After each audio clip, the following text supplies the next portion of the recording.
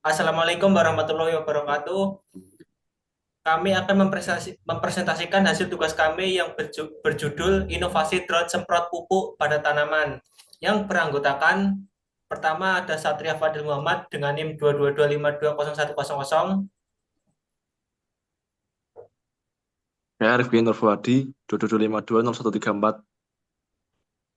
Yusuf Satria Wicaksana dengan NIM 222520116. Pada bagian permasalahan akan disampaikan oleh Saudara Yusuf. Silakan Saudara Yusuf. Ya, pada bagian ini permasalahan dari rumusan masalah yang kami temukan atau yang kami teliti lagi terhadap masalah problematika yang dihadapi petani-petani lokal Indonesia, khususnya daerah Purworejo adalah yaitu susahnya menyamaratakan jumlah pupuk dalam satu ladang. Dalam problematika pertama, penyemprotan lahan secara manual memerlukan tenaga yang besar dan memakan banyak waktu. Nah, berdasarkan dari pengalaman saya sendiri, ini memang benar karena eh, tenaga yang dibutuhkan untuk menyemprot satu ladang, misal satu sawah saja, itu bisa 1 jam lebih biasanya. Itu untuk menyamaratakan jumlah pupuknya, karena memang dan juga mesin semprot yang dibawa itu berat karena membawa banyak air. Misal itu bisa 20 liter lebih. Jadi 20 kilo kita bawa di pundak kita dan itu 1 jam. Yang kedua, kondisi sawah yang berair menyebabkan gerak risiko menyebabkan cedera. Berdasarkan dari pengalaman saya, ini ada benarnya juga karena pada musim tertentu saat tanaman padi itu diairi dan ada masa untuk menyebar pupuk, eh, ada kalanya kita merasa bahwa ada satu spot atau satu area yang belum kita pupuk. Kemudian kita membalik badan dan ada resiko terbalik atau terpleset dari tanah tersebut, dari tanah licin persawahan. Nomor tiga, alat semprot konvensional yang kurang efektif dalam menjangkau seluruh area tanaman. Ya, ini memang benar karena banyak petani di Indonesia itu masih menggunakan alat semprot yang masih dalam pompa atau manual. Dalam belum menggunakan mesin pompa yang menggunakan mesin seperti itu karena harganya juga tidak murah dan kebanyakan petani kita memang berpenghasilan kurang dari UMR dan untuk membeli mesin itu kadang harus meminjam karena tidak punya. Ya, itulah bagian dari permasalahan. Selanjutnya mungkin bisa disampaikan Saudara Rifki. Silakan. Ya, baik. Di sini kita akan menyampaikan solusinya. Nah, untuk poin pertama itu, pengenalan drone sebagai alat penyemprot otomatis yang bisa dikendalikan dari jarak jauh. Nah, dari keefektifan penyemprotan dari drone ini bisa apa ya, memudahkan kita itu dalam melakukan penyemprotan tanaman dari jarak jauh. Jadi kita itu nggak perlu langsung turun ke lapangan, susah-susah membawa tangki air yang dalam jumlah air yang banyak dan eh, beratnya itu sangat berat. Dan untuk poin kedua itu penyemprotan lebih cepat, hemat sumber daya dan mampu menjangkau area yang sulit dijangkau manual.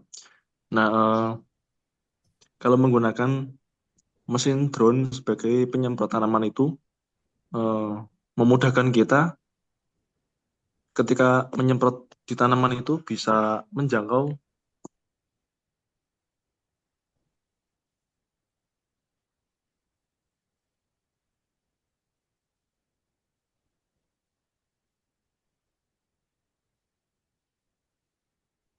Terus kan, Sat? Next. Mungkin Saudara Rifki lagi terkendala jaringan, maka bisa kita lanjut saja. Pada bagian ketiga ada rancangan minimum viable product.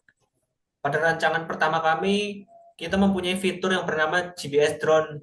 Fitur ini berguna untuk melengkapi drone penyemprotan kami menggunakan navigasi GPS dan serta penyemprotan otomatis dan juga menggunakan aplikasi untuk mengontrol pergerakan dari Tanaman drone itu atau sendiri.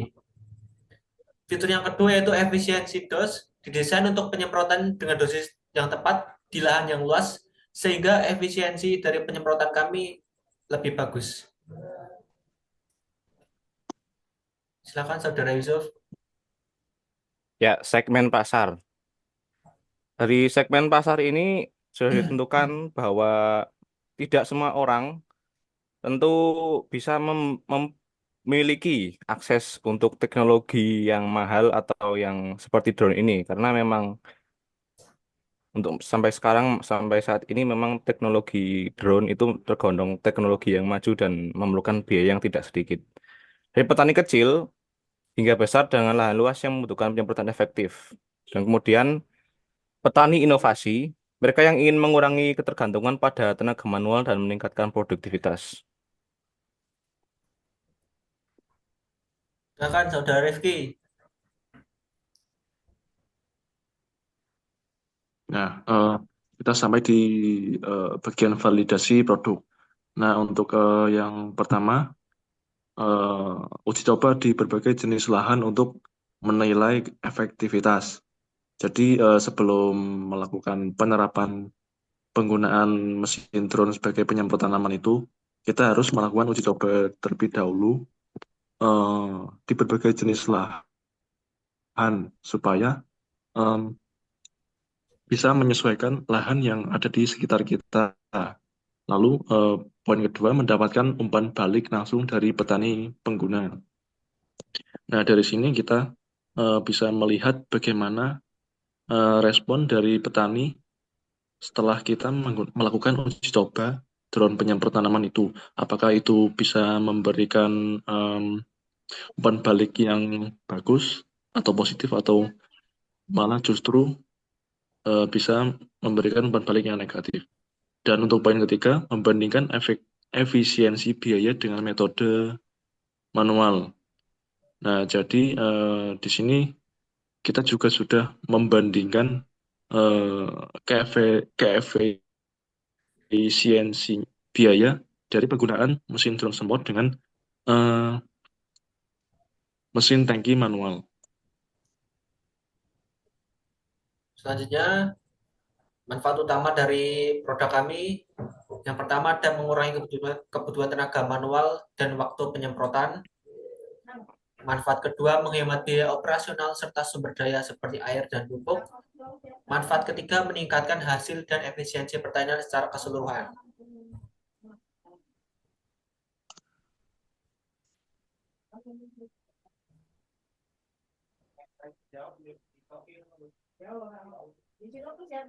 Silakan Saudara Yusuf, mungkin bisa dilanjutkan.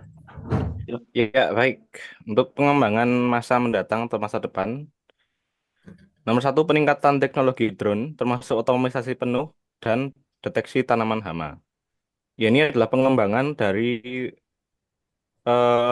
teknologi drone sebelumnya yang hanya bisa menyemprotkan pupuk. Kemudian mungkin bisa dikembangkan lagi dengan pengusiran hama walang sangit atau wereng dengan melakukan penyemprotan pestisida.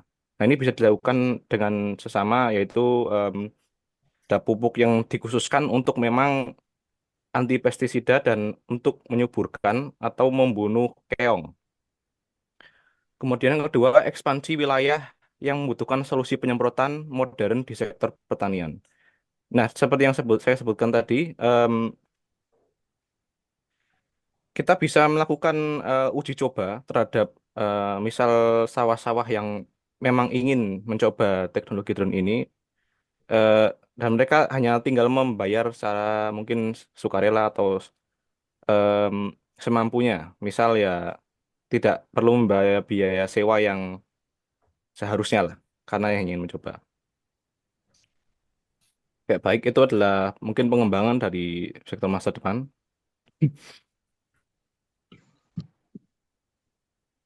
Silakan Saudara Rifki.